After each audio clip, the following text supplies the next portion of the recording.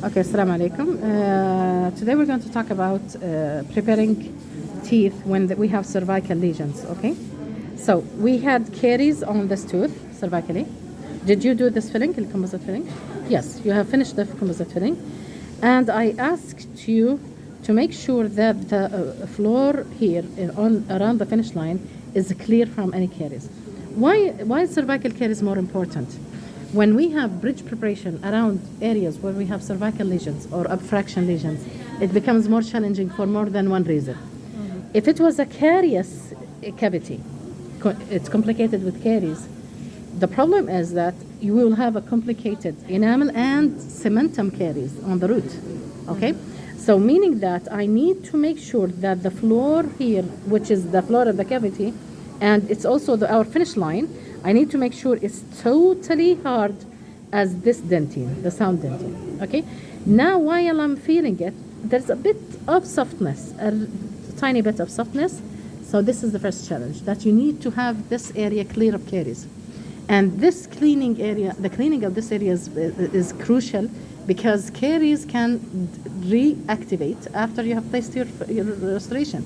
So it's that this is a very big problem with many patients, understanding that once you bridge or crown a tooth, you include it in a bridge or a crown, they think it's no longer caries prone to be caries by biofilm.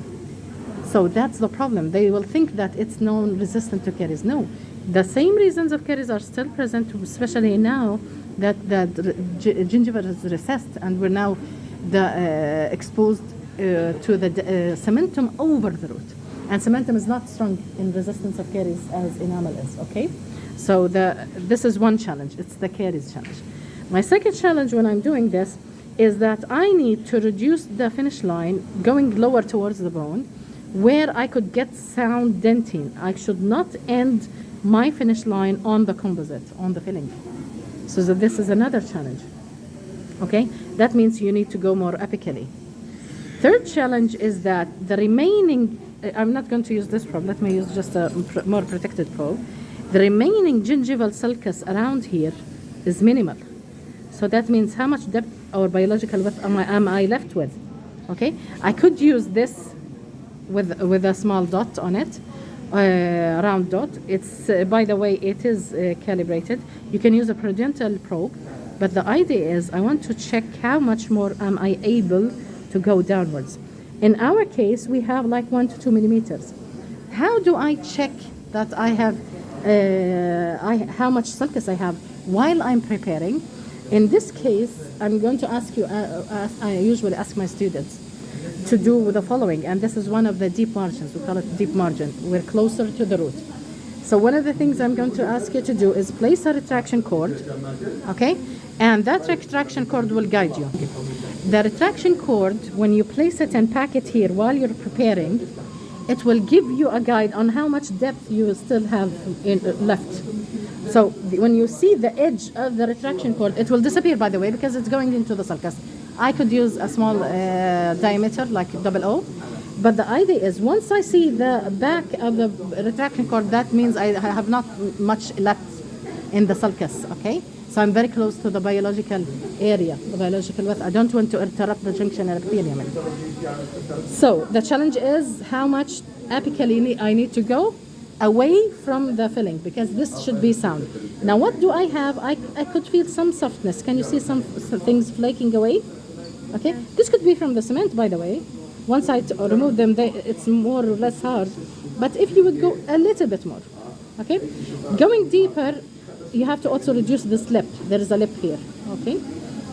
You need a wide bear to remove the lip, but still not traumatize the gingiva. Now, the next challenge is the path of insertion, okay?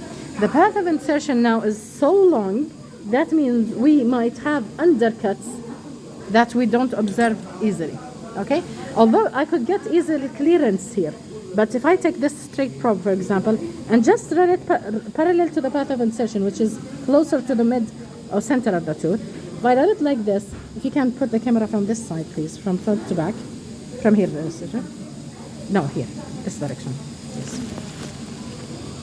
Okay, If you can see below, okay, you don't see. Okay, if you just put the light away from the shadow of the camera.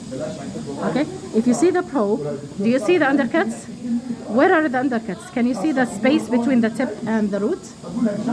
Okay, there are undercuts become closer to the root, so you need to remove them. Okay, so undercuts are closer to the root area. Second, the long path of insertion makes it more difficult to achieve the parallelism with the second abutment.